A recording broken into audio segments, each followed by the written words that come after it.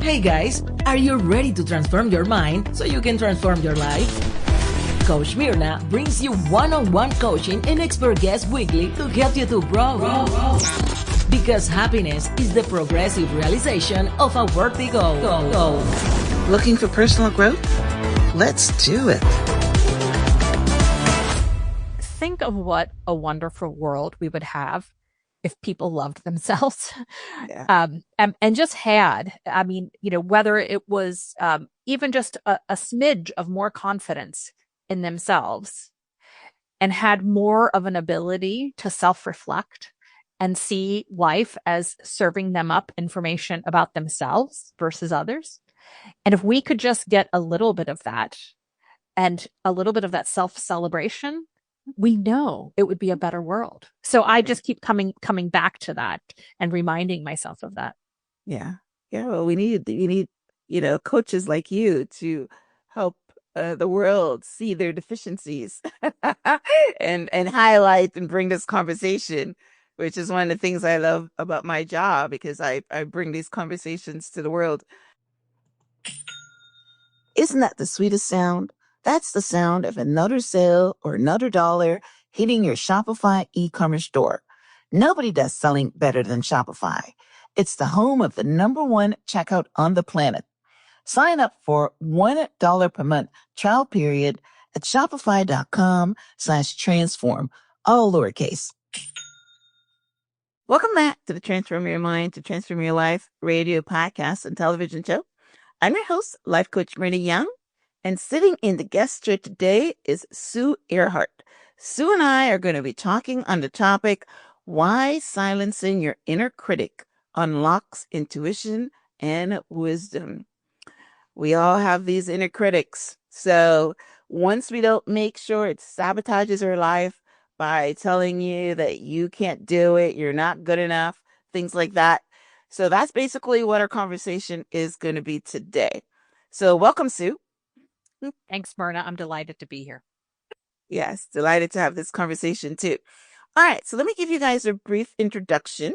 Sue Erhart is the author of Lose Your Critic for Good, a step-by-step process for reclaiming your spirit. As a retired corporate executive leader at a large company and lawyer by training, Sue is now the creator of Practical Spirituality, a platform where she helps people navigate their personal spiritual journeys to find not only fulfillment, but great success too. Drawing from her experience, Sue shows her followers an easier path after doing it the hard way. Sue's journey began when she realized she had a critic living rent-free in her head and knowingly carrying it through life. The turning point came when she understood this critic wasn't aligned with her spirit, but was instead holding her hostage. Through her journey, Sue's developed a unique approach to help others ditch their critic through practical spirituality, a pragmatic path to self-love and appreciation to reclaim their power. Now, Sue, as I was reading your bio again a minute ago, something popped into my head that, you were a very successful person. You were a leader, you were an executive, you were a trained lawyer.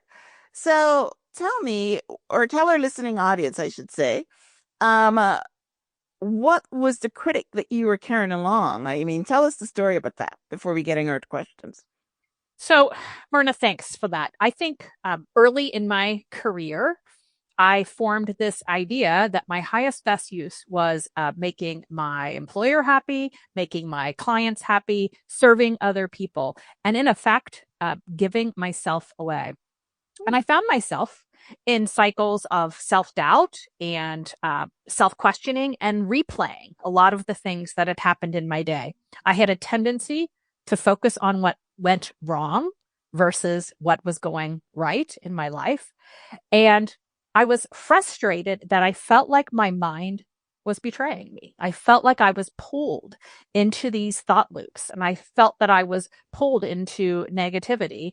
And so I embarked on a process to really break down that habit of thought and reclaim my spirit. And that's what I teach people to do. Nice, nice, nice. I love it. Yeah, the people pleasing. It's a lot of people. I've got a daughter that's like that. So it's a lot of people are into the people pleasing and making sure everybody is okay and not you not speaking up. And I wasn't aware until quite recently. I was doing an interview. This is my life school. The audience are learning along with me. I wasn't aware until quite recently that that's a part of maybe low self-esteem because you want to please people because you want them to like you. So, I mean, that's not our conversation today, but I just thought I'll put that out there. And I will say, Myrna, I see the critic show up in a lot of different ways with people, and I call them all the critic because I think they're all ways of keeping you small. But the critic can be a very direct self-criticism, and we all can relate to that form of the critic. But there's also the critic that causes you to settle for less than what you want. Okay. There's a critic that tends to tell you that everybody else's needs come ahead of your own. And so you end up in complete service. And I think there's even a critic at times that tells us you need to put on a facade. For instance, you need to pretend you're happy when you're not. So I think the critic shows up in a lot of different ways for each of us. And for each of us, that critic is keeping us away from our authentic selves. Well, of course. Yes, of course. Right. All right. So, excellent. So the first question I have here for you though is, what is your definition of the inner critic and how do we recognize it? We all know these voices in our head. And it's usually, yeah, you tell it instead of me, trying to figure it out. But yeah. Well, I think the critic is any false sense or false persona that you're putting out there that just isn't true. And I think it's really hard for some of us to recognize the critic because we have this idea and this belief that self criticism makes us good, that putting ourselves last makes us good. And my work and what I have learned is that that's just the opposite. And I see it as a core spiritual tool to self celebrate, self love, and self affirm. And that really is the path to knowing yourself and expressing yourself. So the critic is the false self, and the true you is your spirit. That's true. That is very true. But yeah, so how do we start with this critic? Because a lot of times, um, I mean, most of our psychological problems that we have as adults starts as children. So do you find that this inner critic, this inner voice starts by maybe somebody being critical of you before and you kind of like put it on like a dress? I think you can start in lots of different ways. I mean, I think all of us come into the world and we have core desires to be loved, to belong, to fit in, to be safe.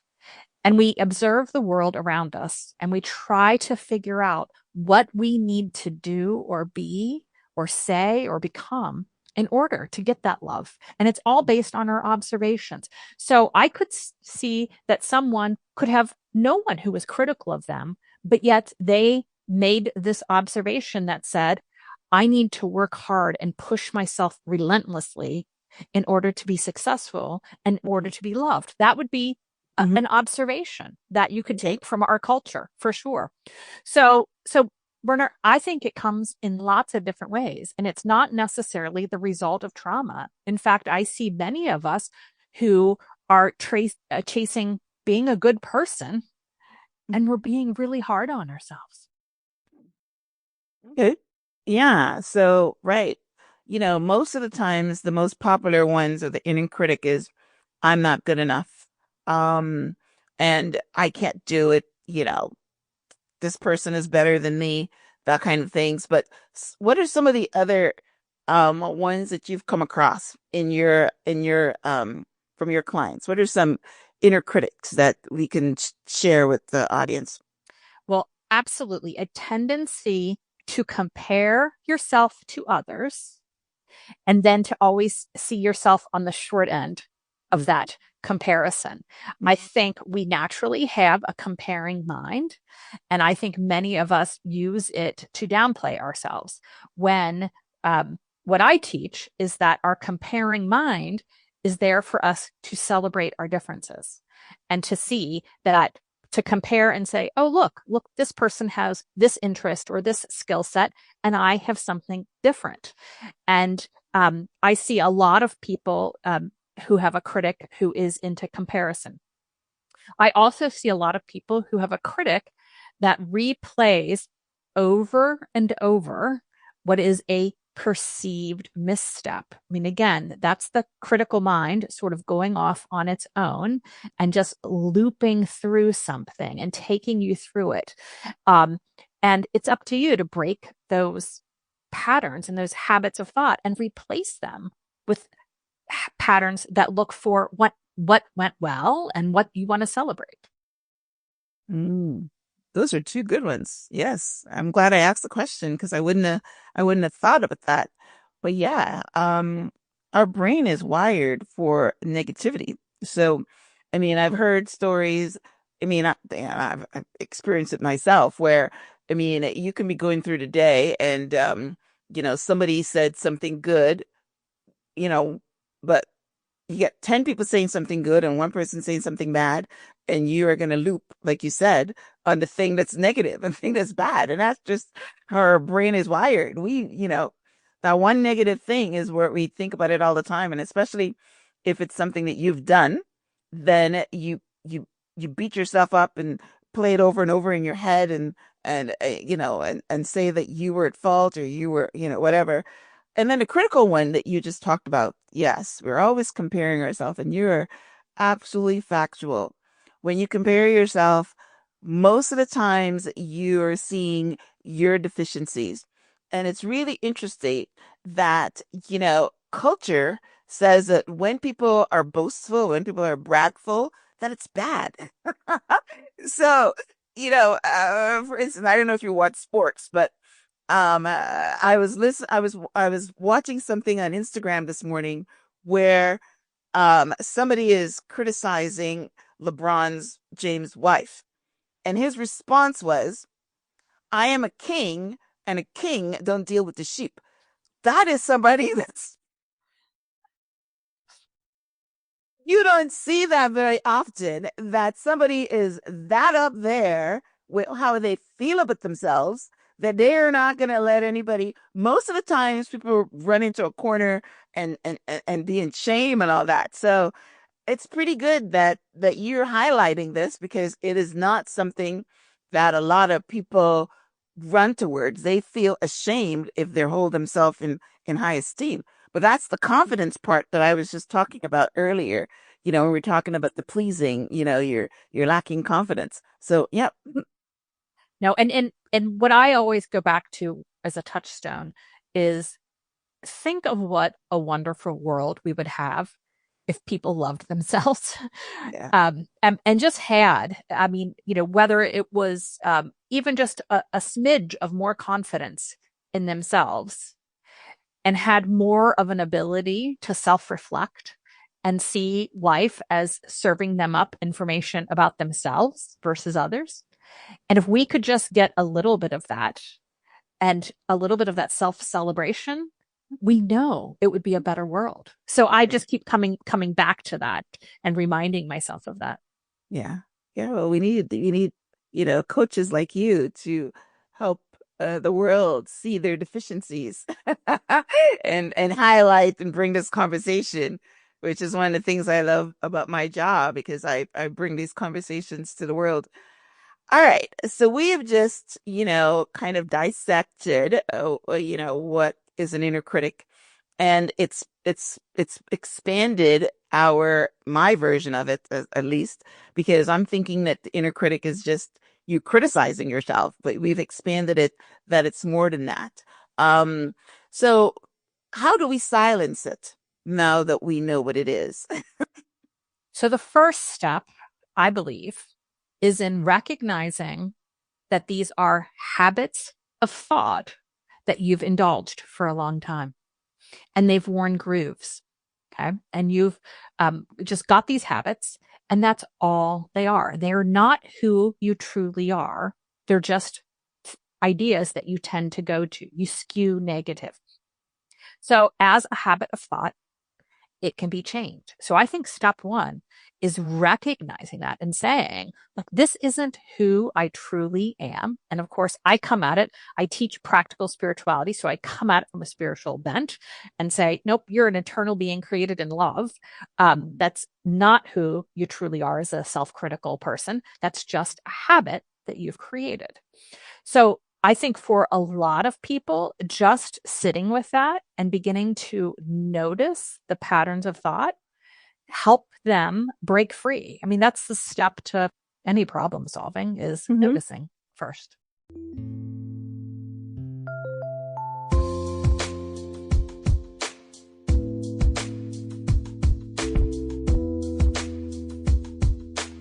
During the summer, another one of my favorite things to do is to have breakfast on the lanai.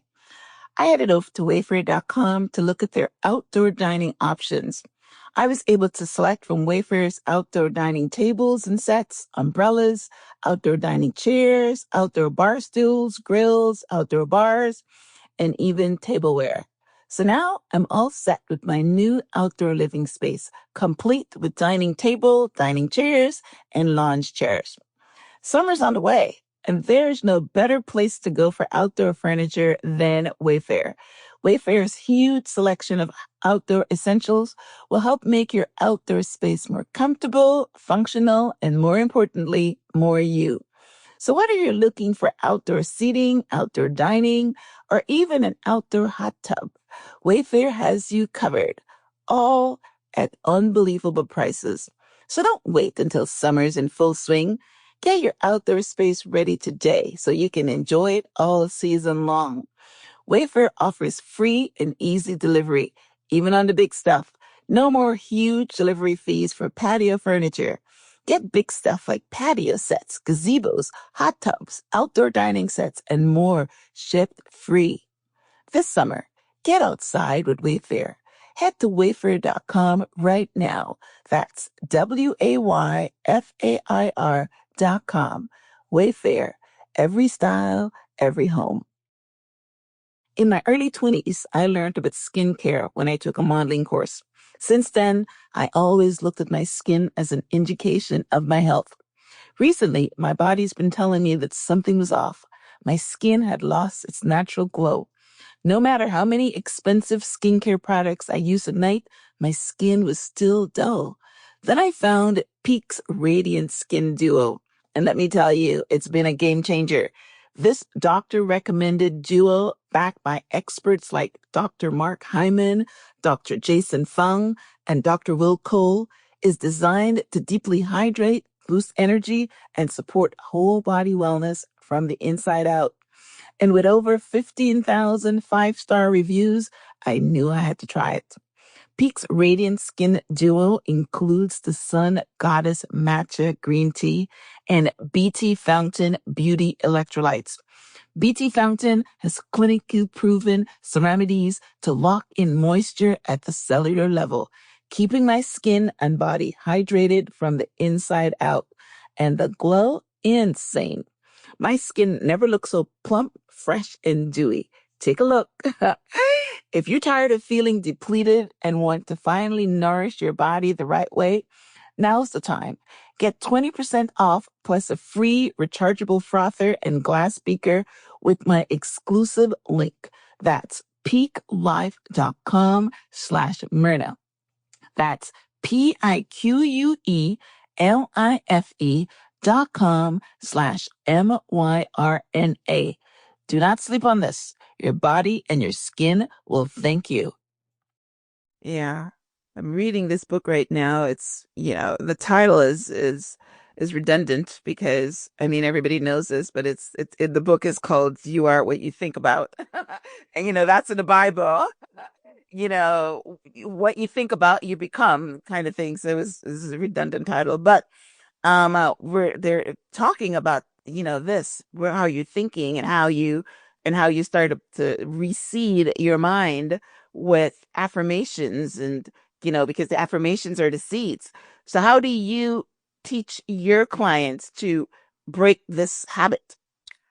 So my book is broken down into 28 separate days and 28 different exercises to help you break the habit.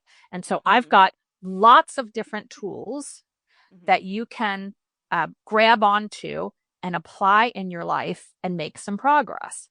But for so many of us, it really comes down to noticing. So one of the primary tools that I teach is getting people to adopt the use of a logbook. Mm. And a logbook is something where you keep track of during the day what you did and how you felt. And you kind of bring your awareness to that. And then you make it a point to note anything good or wonderful that happens in your day. And you literally repattern your mind to start looking for the good and the wonderful. And I coach people through how to do that, how to keep up with it. And it's an exercise. And that's just one practical exercise that I Yes. teach that can help you break free of these patterns and begin to see where you're playing small, where you're holding limiting beliefs, and where you could, with a little effort, practice some affirmations that would set you free. Yeah, right. I'm glad I asked the question about that because yeah, habits are habits for a reason. It's because they're automatic and it's not something you think about. So in order to break it, you have to make some effort in order to do that. Awesome. All right. So one of the ways that our inner critic shows up is with self-doubt. Um, uh, and to me, that's the major one because if you're going to be critical of yourself and if it's going to affect your life at all, it's because you're going to be doubting yourself. So, um, what are some of the ways you teach you can talk about your book or other ways that you teach people to get rid of this self-doubt or their critical self-doubt areas? Yes. And self doubt is something I think all of us carry on some level. I don't think it's just people who are overtly critical. I mean, I think we just are used to listening to others. And that's our background. That's our educational system, which teaches our kids listen to the teacher, listen to authority. Okay. So there's just a lot built into our society that tells us to listen to others versus ourselves. So to me, self doubt is again, it's another habit of going to others, listening to others, and paying attention to others, and not listening to yourself, not really like tuning in to the body, to what you're feeling, and to what your own inner wisdom is showing you. So I teach people to really notice where they're following what others think or what others expect of them. I call them the shoulds. Okay. And if you are following the shoulds, then you're not listening to yourself. And you need to get into a habit of listening to yourself. And there are many practices that help with that. Yeah. So if we were to break that down, so, you want to go to school and become an attorney like yourself. You're thinking, there's no way that I'm smart enough to pass the bar exam. I mean, that's a big one. I'm doing that because, I'm using what you are. You're a lawyer, an attorney. Or it could be bringing it down, lawyer is, you're at work and you want to apply for a promotion, but you don't think that you're going to get it because maybe you think, Susan or Dave or somebody is more qualified. So that's the self-doubt I'm talking about, not necessarily being a follower. So how would you coach to that? Well, for that particular issue, my advice to people is to first get very clear on what they want. When people are bouncing around in self doubt like that, like, oh, is the test too hard? Will I be able to pass it? Whatever. I have found repeatedly that all that mental thinking, and I call it ping ponging and bouncing around between all of these different ideas of doubt, is often due to the fact that you haven't gotten clear on what you want. And when you get that clarity, which is another way of listening to yourself and paying attention to your wants and honoring your wants, I have found that that sort of, I'll call it second guessing of yourself, tends to diminish. You can bring your awareness to it when you go into it and anchor to what you want. But to me, it is really about clarity and wants. Okay. So what you're saying is if you really want that job, I mean, if you really want to be a lawyer, you will bypass the self-doubt and at least go for it. Because again, if you're spiritual, or we're going to get to that in a minute, you maybe have faith that that is your purpose and that's what God wants you to do, kind of thing. Is that what you're saying? I would say that it's not simply that you just bypass it. I would say step one is to get clear. Do you really want this? Okay. Because there are a lot of people who are in self-doubt because they're chasing something that someone else has put on their plate. Okay.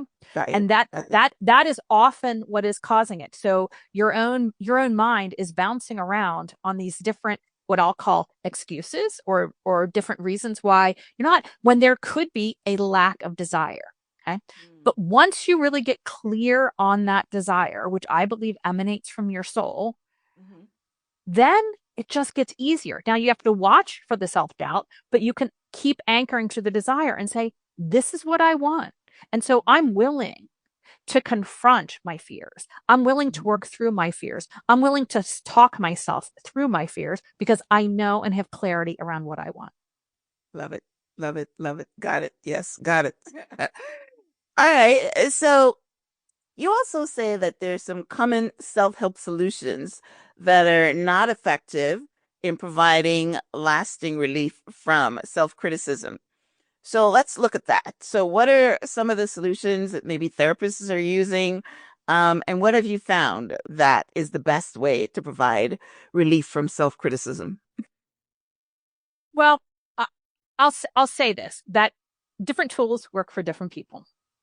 But what I have found, and I do teach people to use affirmations and positive self-talk.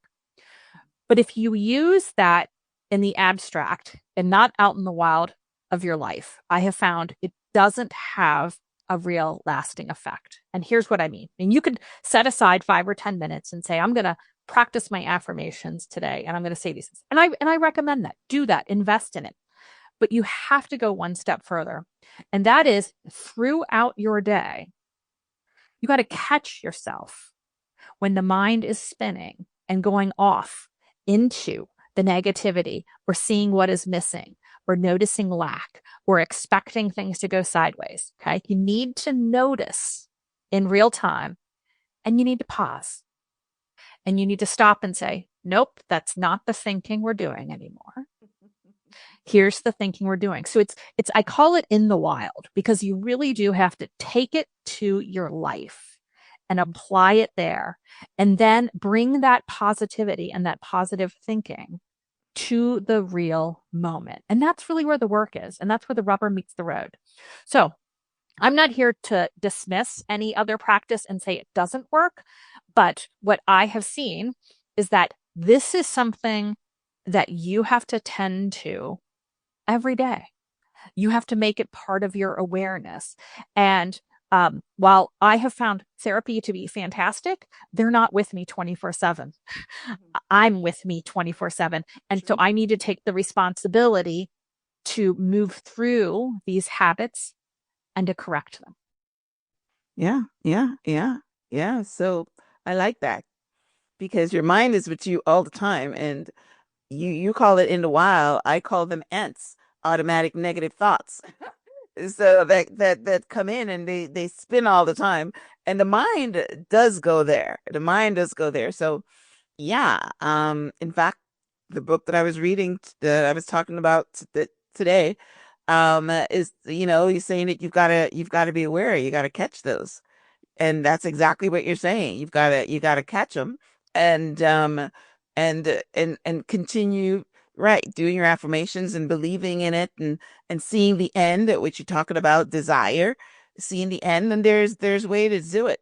But I like what you said that yeah, you go to a therapist once a week for an hour and then you go home and spin the same things in your mind because your mind is probably even talking to you about that therapist doesn't know what she's talking about.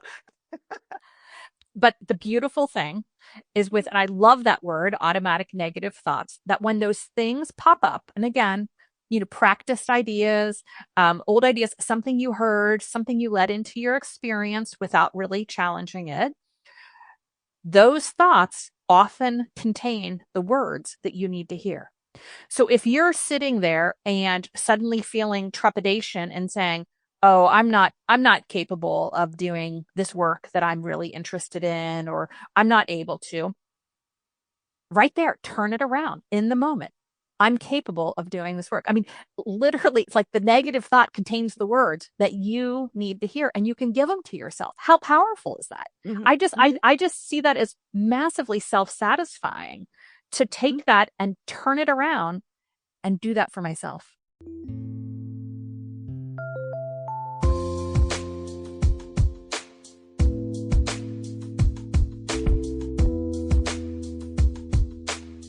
I've been an entrepreneur since the early 90s, even winning the Entrepreneur of the Year award.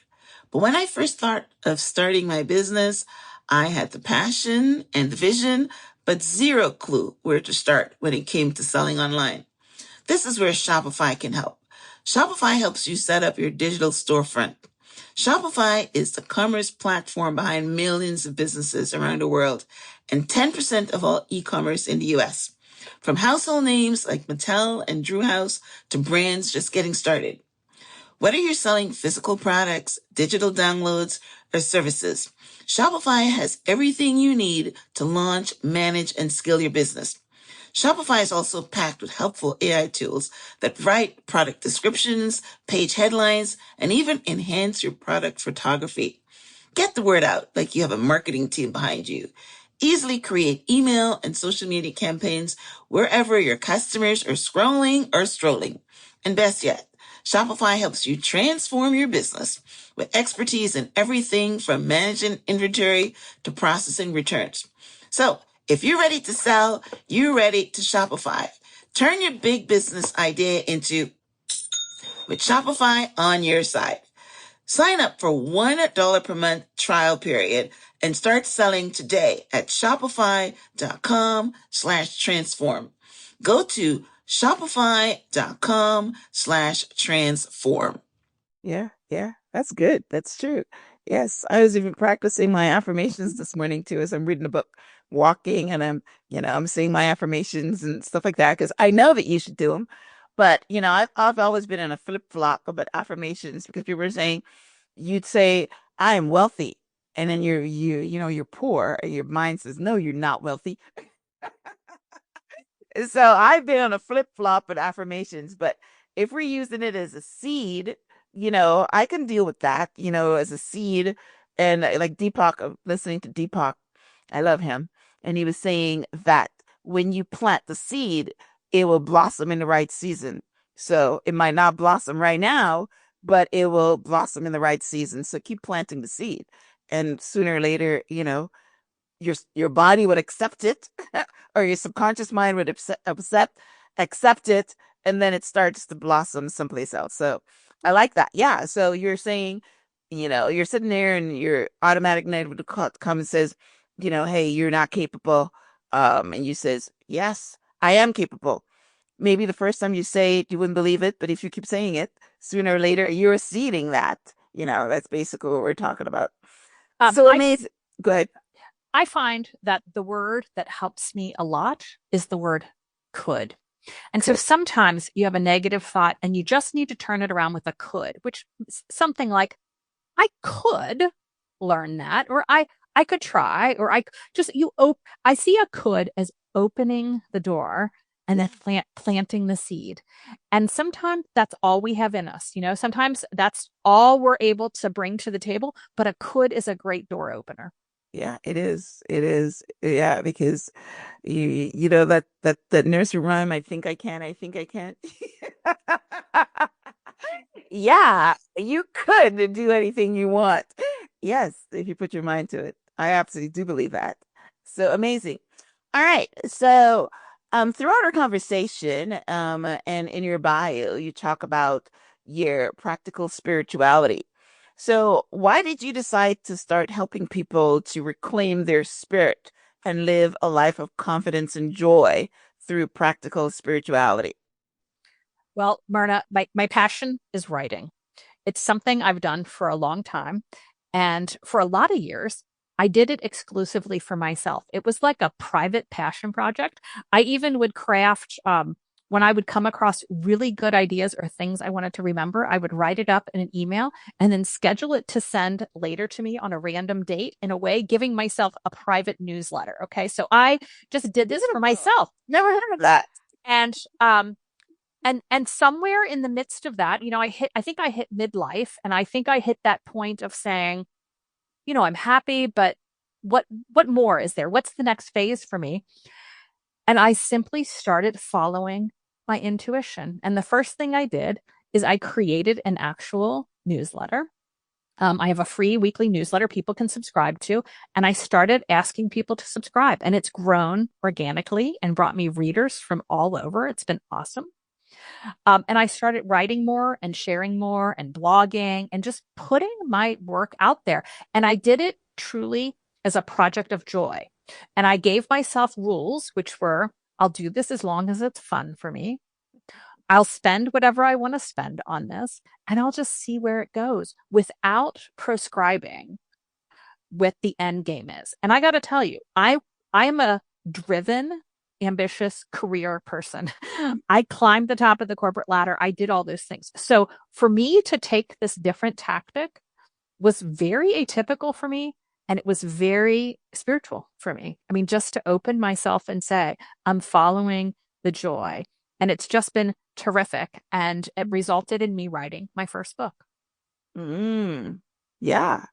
Yeah. Did you take some of the, because a lot of people, blog and then they take that same content and put in a book. Did you do that? No, no new stuff? All new stuff in the book, but lots of helpful content on my blog if you're Okay. looking to launch your own personal spiritual journey. Nice, nice, nice. I love it. Okay. So, so you came up with after the intuition, the spirituality, going for joy. By the way, um, as a coach, I will tell you the most prevalent thing I see with successful people is that they don't get the inner fulfillment from whatever it is that's made them successful, and they take a different path. They want fulfillment, and that's usually because they were, like you said, maybe they started a career because someone in their, the guidance counselor told them that this is the career that they're going to make money at, and it was never they were never following the purpose or what God is sending them to. So once they get on that purpose driven path, that's when the joy comes in because you are on purpose and you're actually in alignment with what you're supposed to be doing here on this earth. So is that how you feel about it too? So I would say I feel that my corporate career was just as aligned as this career and purpose driven. Okay. I really do. So I'm not going to discount it and say like, oh, this was, not aligned and this is. I really felt in my corporate career, I led, I mentored, I helped people succeed. I drove for business results. I counseled my clients, and I did all of those things really aligned to my authentic self. I simply reached the top of my career and felt like there weren't new challenges for me. Mm, And I was really looking to just express more authentically in life and express different sides of myself that I wasn't getting a chance to express necessarily at work, and started bringing them forward. And that's how I see life, as we go through these phases of bringing new parts of ourselves forward, and they don't cancel out the old parts and they don't remove them. They complement and they bring, mm. and it's like there's like a knitting together of the self that is just beautiful. Okay. Well, that's different. But yeah, most people they're making a lot of money and they feel like something is missing. And that's when they go and because according to the gurus, you're never really happy unless you're serving others. So maybe the reason you were happy because you were serving in your corporate world. You said you were mentoring, you're leading, you're helping other people. So you just transitioned into maybe helping more people. I'm not sure. But yeah, so that was good. Same with me. I did not become a life coach until in my 50s. And yes, I was happy being a salesperson, working for corporate America. And I was happy there because I'm a people person, as you noticed immediately. So in a sales environment, you're meeting people, you're helping people, you're still, doing that. But what I love about what I do is the personal growth, which is I wasn't doing in the corporate world. So in as a coach and as, a podcaster, the personal growth is a level 10 because I am reading every day, talking to experts like yourself every day. So my personal growth has grown to the roof and I love it. You know what I mean? And I am serving, I'm serving the world actually. It's heard across the world. I'm serving the world. So that brings me a lot of joy. So, but you're right. I was never unfulfilled. It was just transitioning, a new door. So I like that. And I think a lot of us reach these different levels in life, like where we're content and we're happy, and we begin to question, like, is there more? And we see people who are living these joyful lives, doing what they want. And that opens our eyes and we say, I want the more. And I think that is a very typical shared human experience to go through those levels and to continually up level as you grow. Yes. Good word. Up level. Love it. Love it. Love it. Yes.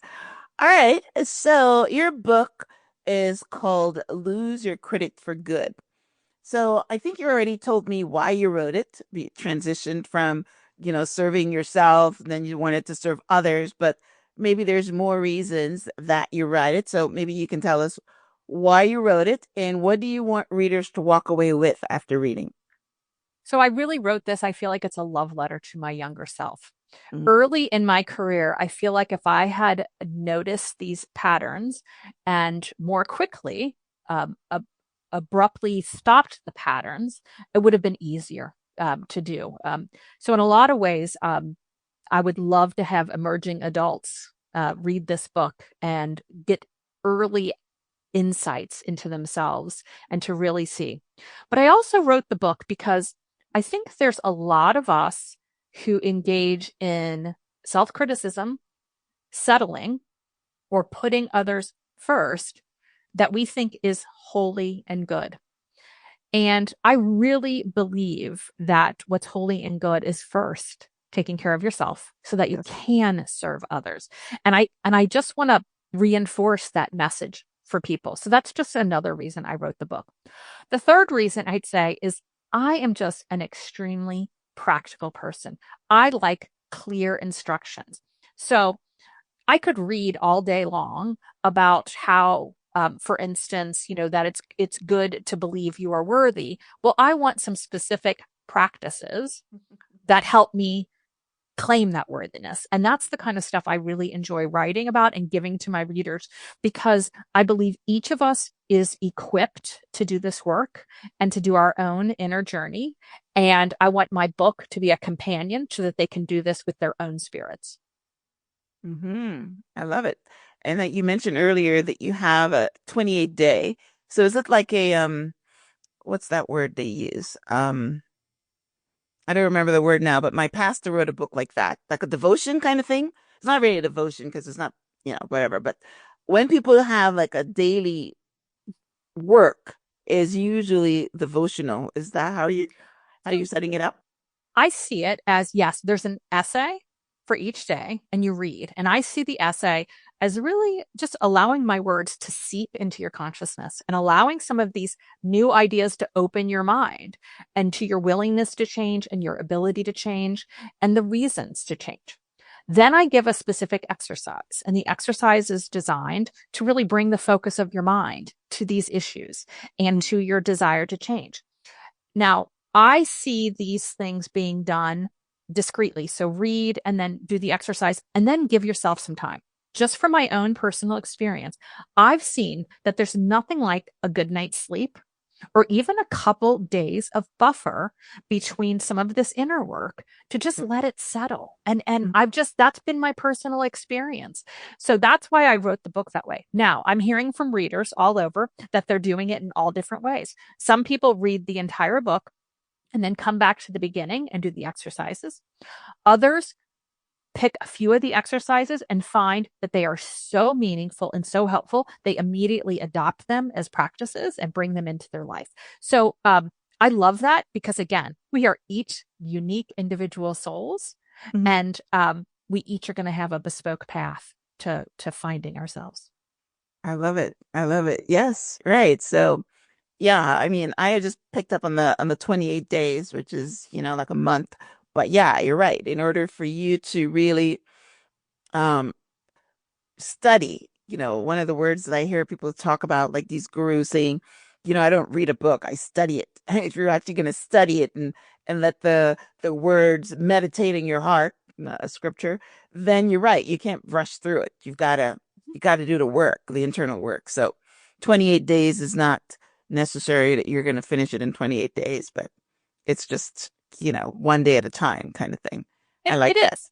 It is. And Mhm. these are some new ideas. I mean, often for folks who've been living with a lot of self criticism, hearing these new ideas, it's going to take a little bit of time for those to drip in and Yeah. then grow and blossom. Yes, right. Yes, the seeds for it to go. I mentioned that earlier. All right. So, what do you want them to walk away with? What is the message really of the book? The message is your authentic self is your best ally for life. And if you can drop some of these habits of thought, you tune into this inner wisdom that's awesome, that's fun, that's there for you, is supportive.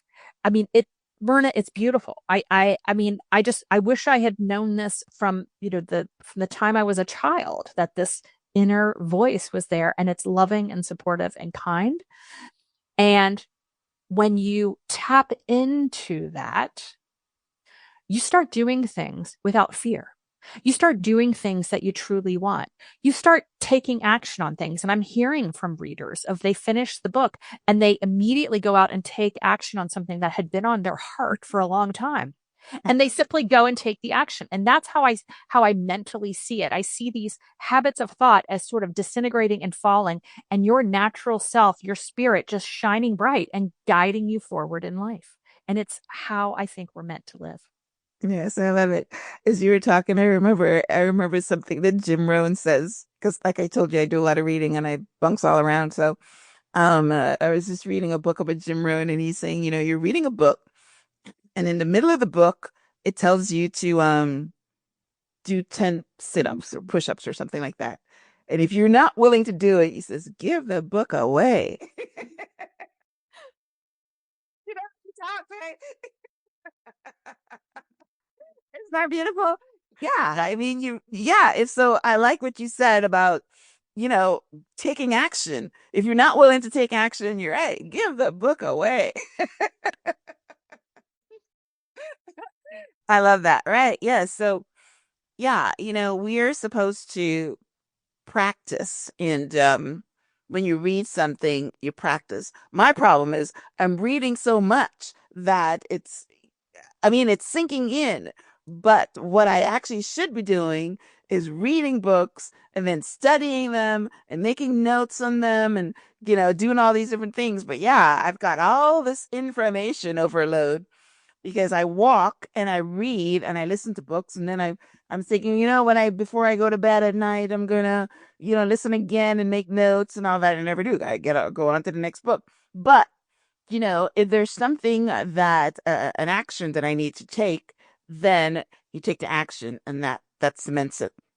And I like what you said about intuition and leading from the spirit, because I'm a meditator and I'm a spiritual being. Yes, I listen for instruction from the Holy Spirit, my higher self, whoever you want to call it, God. But yeah, that's how the messages come through. And you've got to learn to listen and then do, because if you listen again and don't do anything, they're going to stop coming. So I like that you were, teaching people to become their authentic self, get rid of the noise that's in your head, and just, welcome source, spirit, whatever that's the way I call it. Listen to source, and source is actually going to be giving you instructions and directing you once you're connected to source, you know? So yeah, you've got to learn to hear from source, and you've got to learn to, and that's where intuition comes from. Intuition is spirituality, and learning to listen to, the universe, and how God is talking to you. So I love that. I love that. All right. So tell our listeners where they can connect with you. You mentioned a newsletter. Tell us about your website and anything you want to share. Sure. You can find me it's my name, SueErhart.com. Go there. You can sign up for my free weekly newsletter, and I will take you through a progression of essays to help you connect to your authentic self. So that's one resource you can tap into. You can find my book at anywhere books are sold, including on my website, but wherever your favorite bookseller is, find Lose Your Critic for Good, and it will take you through a very discreet process of helping you tap into your spirit. And I have a blog and other resources on my website, and I'm always available to help people find their own way for their own personal spiritual journey. Awesome, awesome, awesome. Well, I will have a summary of my conversation with Sue on the show page, which is myhelps.us. I will link out to her website. I'll link out to her book. And yeah, so definitely this was a really, really good conversation. Something was in it for every single person, because we all have those automatic negative thoughts. We all have self-doubt. We all have the inner critic. Every one of us, maybe some more than others, but we all do. So yes, Sue's book is tools and practicality and steps in order to break the habit, because yes, habit breaking takes work. It just doesn't, yeah, yes, because habits are something that are ingrained on you. Once you've done it a couple of times, like maybe the first couple of times you had an inner critic and you accepted it. As soon as you accept it, it's going to come again. Right? You send it packing, it's not going to come again. One of the things about my husband is whenever I tell him something, he does not accept it. That's a good trait in my mind. Be discerning about what you let into your experience. So good for him. He does not accept it. And I know it's a good trait, but how are you going to change? But yeah, he's not letting anybody criticize him. He knows what he is, and that's just the self-esteem, and how I he feels admire about that. himself. Yes, yes, it is good and it's bad, but yes, it's more good. Especially with women, you know what I mean? Somebody, I remember there's one time, because I was a limousine driver, a limousine operator. I had a limousine business in Toronto. And one of the things I prided myself was the fact that I can drive a huge, 10 passengers in the back drinking, because that's what you do in a limousine. And I would stop slowly and nobody would spill their drink, or I would turn and nobody would go thinking. And then one day my ex-husband says, "You can't drive." And I says, "Yes, I can." Taking that crap. I'm a good driver. Yes. So, I mean, in certain cases like that, but somebody would tell you you're a bad driver and you accept it, and then shrink in thinking that you're a bad driver. And then guess what? You Yes. go get an accident because you actually think you're a bad driver and you let it in. So, Yes. Yeah. And your spirit shrinks. I mean, and you feel less enlivened and you feel tired. I mean, there's so many things that happen. And when you start letting that spirit out, I mean, you have energy, you have inspiration. It's just a really positive way to live. yes, it is. Yes. And don't let anybody criticize you. take a leaf from my husband. Know your worth, know your value, right? right. Know your authentic self. Yes. So if there's anything you take away from that, know that. So that's a good thing. Yes. And stop the people pleasing. Right. Let your spirit shine through. So yeah, Sue, I really enjoyed our conversation. I got a few things from it myself, so I love that. I love learning along with you guys, which is why I love this work. I pick up something from you can learn from everybody. Even things that you think you can still learn. So I love it. Go ahead and pick up a copy of Sue's book because it's for everyone. And her book again is called Lose Your Critic for Good. So for good. Once you lose it, it's not coming back. So, all right, Sue. Well, listen, thank you so much for being on the show. Thank you guys for tuning in to this week's episode of Transform Your Mind so you can transform your life. Go ahead and if you're watching this on YouTube, we'd love for you to leave a comment about, how you got rid of your inner critic or, just join the conversation. If you're watching or you're listening to this on iTunes, we'd love for you to, rate and give a review how you like the guests and the topic and the show. So thank you guys for tuning in. Thank you, Sue, for being on the show. Until next time. Oh, before I go, any last words? No, thanks, Myrna. This has been a delightful conversation. Yeah, well, thank you. All right. Well, thank you guys for tuning in. Until next time, namaste.